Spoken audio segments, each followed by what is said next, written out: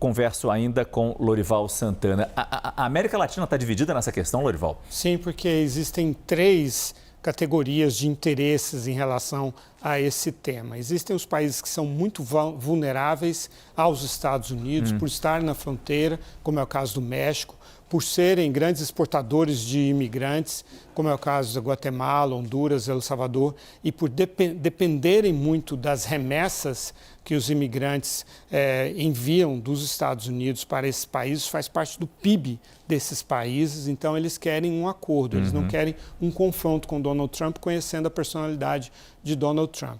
Existe uma outra categoria de países que são países que atraem imigrantes quando eles não conseguem entrar nos Estados Unidos.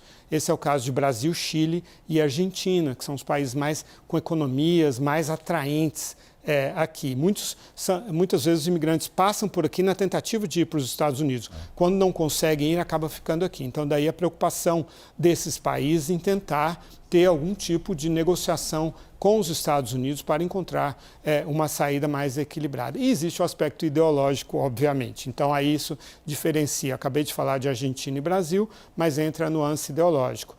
Javier Milei, ele procura... e não digo isso com crítica, mas ele procura imitar, emular as atitudes de Donald Trump por um alinhamento ideológico muito estreito. Então, ele também quer adotar medidas contra os imigrantes. A Argentina considera que é invadida por imigrantes bolivianos, por exemplo, venezuelanos e assim por diante.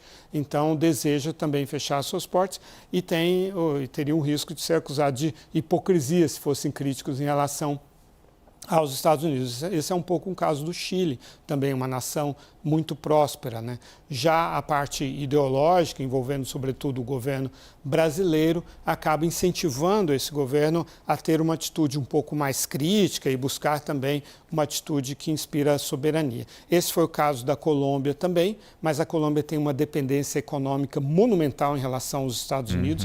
Mais de um quarto de suas exportações vão para os Estados Unidos, então eles teve uma primeira reação ideológica do Gustavo Petro, fazendo um tweet com muita retórica ideológica, histórica e assim por diante, mas acabou recuando, aceitando ali um acordo em que, de fato, ele ganhou algumas concessões do governo americano para que houvesse um tratamento um pouco mais digno em relação aos colombianos. E aí tem o Brasil, que tem a ideologia, tem os interesses também em relação a ser uma nação grande e que também atrai esses outros imigrantes que não conseguem entrar nos Estados Unidos. Muito obrigado, Lorival Santana.